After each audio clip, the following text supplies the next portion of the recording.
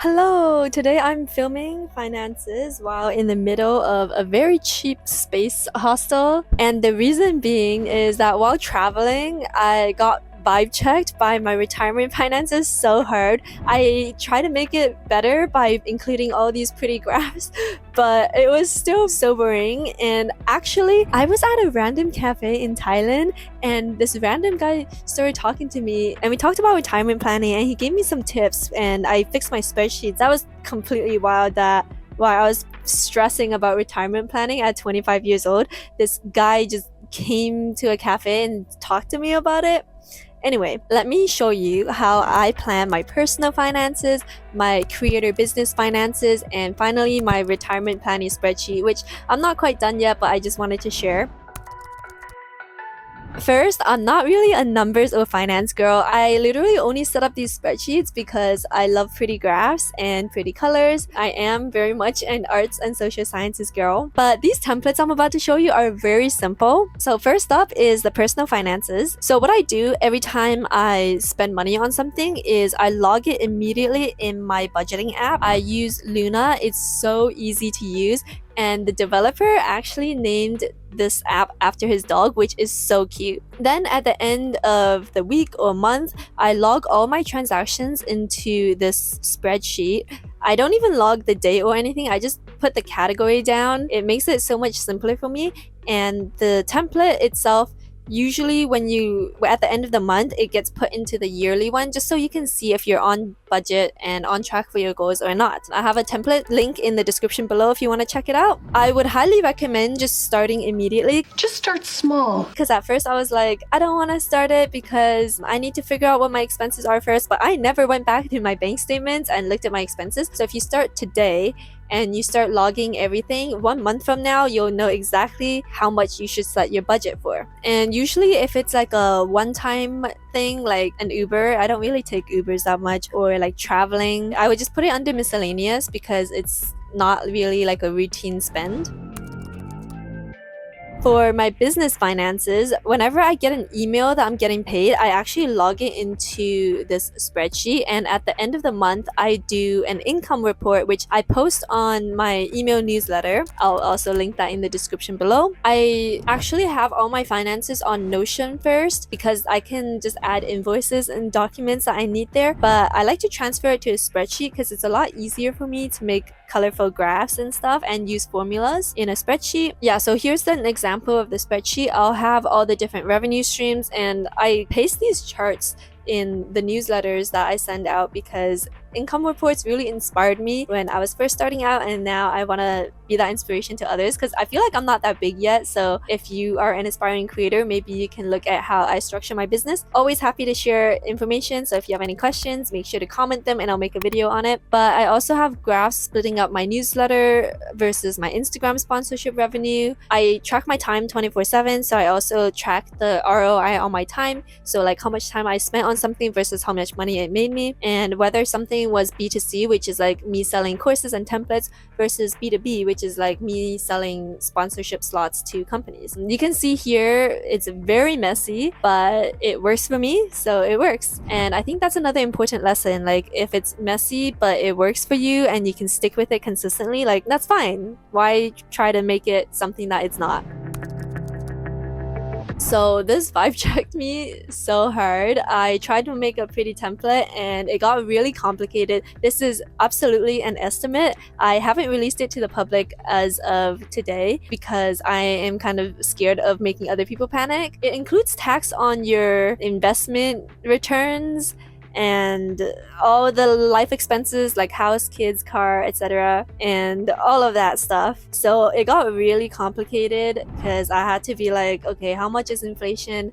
How much is the tax rate? You know, what is my expected rate of return on investments? And it's like a whole thing. But what I did was I put the age of retirement, and actually I'll fill this out with you. So let's say I plan to retire at 30 years old, and I'm 25 right now, so I want to retire in 5 years. And I want to live off of 10,000 per month because this accounts for traveling and like staying at hotels and flights and stuff, which means I need to make $120,000 per year to account for my monthly expenses. If I invest in the S&P 500, rate of return on average is I think 7%, but in my province, I think the tax rate is like 20 to 30% or something, but it's like marginally taxed. I just took the average. It's an estimate, so whatever. I also took into account the yearly inflation, which I set as 3%. It told me I needed over $2 million invested in order for it to generate enough returns for me to live off of. I'm still double checking the formulas, but I was like, wow. And then on top of that, life stuff. So if you want kids, if you want a car and house, even if you split it with a spouse or a partner, that's still gonna be a lot of money. Also depends on where you live. And then for monthly expenses, I put $4,000 and then also have a travel fund, which is separate. And for me, it came out to be about 1.5 million. So if you add those together, it's like almost $4 million that I need before retirement. So some of that I'm gonna have to invest, and some of that is like being spent on like my monthly expenses and like kids and housing and stuff. And on average, that means I need to make like 700k to 800k a year, and that means I have to make like 65k a month. Now if you set your retirement age to like 65, that means you have more time to generate that wealth, but then it also means, you know, with inflation you kind of need more money, and also with your monthly expenses. So that's why if you set it to 65, you need to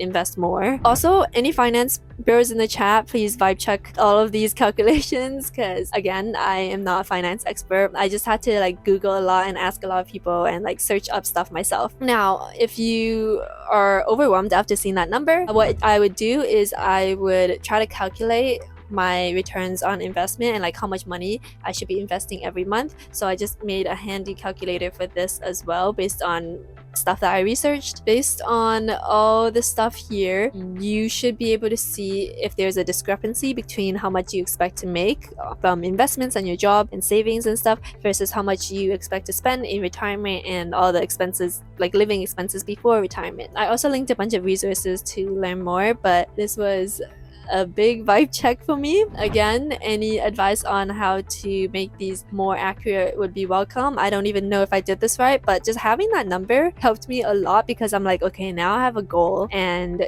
all I have to do is like reverse engineer it and work towards it. So what you can do is actually search up cool creators that make finances fun. There is a Canadian creator that I love. I'll link her in the description below, but she provides really helpful information for beginners. If you're in the US, look at Roth IRA and 401k. There's a podcast called How to Money, and then they talk about all this stuff. If you're Canadian, check out the TFSA, which means it's like tax-free, and RRSP, which is retirement. I think those help a lot because everything on my spreadsheet is an overestimate. What I would say with money and retirement stuff is you need to create systems that will make doing this easy and achieving your goals easy. And that's what I teach in my course. Not the finance stuff, but like creating systems that work for you so you can set up habits to reach your goals. I'll leave a course link in the description, but just a reminder, I would say just really focus on something now and then expand later. So for example, if you're overwhelmed and you're like, I need to do all these side projects, I would really encourage you to focus on one thing for a period of time. So like give yourself 3 months or something, and then move on to the next thing later. Don't try to do all these things at once, otherwise it's gonna be like a year passes and you're still where you were before because you got overwhelmed and didn't put full effort into something. The other thing I want to talk about is the mindset. A lot of people skip this, but it's actually so important because I feel like my limiting beliefs held me back so much. Like I have a big following on Instagram and everybody was telling me like, oh, you could be making so much money by now, but in my head I was like, oh, I don't think I can, and then I didn't. So you really have to believe in yourself. as corny as that sounds. Like even before I was like, when I turned 18, 19, I was like, I'm not a finances person. Like I have time to deal with this later. I'm still young. But now I'm 25 and I'm like, oh no, if I just started everything back then, like I could have made so much in investments already, because the earlier that you invest, the more it compounds. There's some calculators online, but I was like, okay, if I put in this much at 18 versus at 25 versus at 35, like how much money would I make in my 60s? Like how much money would that have added up to? And the difference was staggering. That's why I said I was vibe checked. So my mindset, I was like, I can't do this. I'm not a financial person. I can't deal with spreadsheets and numbers. But that guy at that cafe who randomly started advising me on retirement stuff, like he was a total stranger. I didn't know him, but he just, I don't know, that was really interesting. I learned a lot from him, but he was like, I don't ever want to hear you say I can't again. Like you need to know your power. And ever since I kind of changed my mindset and I was like, wait, I can do this. I have resources. I can Google, I can ask ChatGPT and double check ChatGPT stuff. Then I felt more empowered to do stuff. So I would really encourage you to like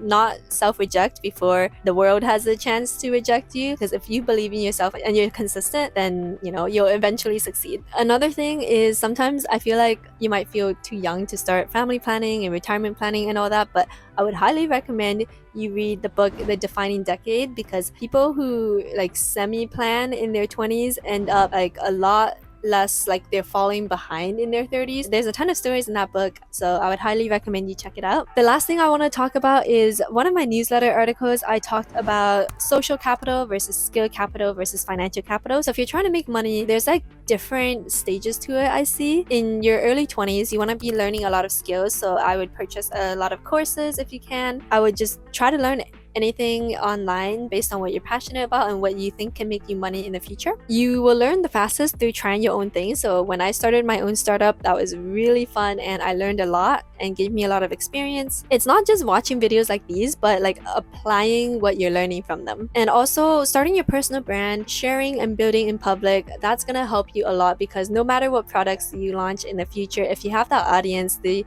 will be ready to support you and can give you advice and feedback. Now in your mid-20s, I would more focus on mentorship, networking. So this is social capital. So early 20s, you build skill capital. Now it's social capital. Mentorship can help you grow so much faster. You can save so much time by avoiding mistakes, and your network is your net worth. So I've just been connected to so many opportunities because of who I know. Like I'm even paying $700 for a financial advice session, because time is money and I want to like learn from the experts instead of wasting time cobbling all these other things together. Then in your late 20s, that's when I think it makes sense to focus a lot more on financial capital, because you're thinking about family planning, you're thinking about settling down more, or if you don't want to settle down, maybe spending more money traveling, which means you need to make more money. So that's how I see it. Let me know your thoughts in the comments. But in the meantime, your homework for today, because again, I want you to apply what you learn instead of just watching videos like these and like clicking on another YouTube video after this and not do anything, is first, I would recommend you use some kind of personal budgeting template. I have one in the description below, but you can also download any budgeting app. I like using Luna, the dog pet app. It's really cute. Second, just ask ChatGPT or AI or Google or something about your specific goals. Just say like, I am 25 years old right now. I need help with financial planning. This is my specific situation.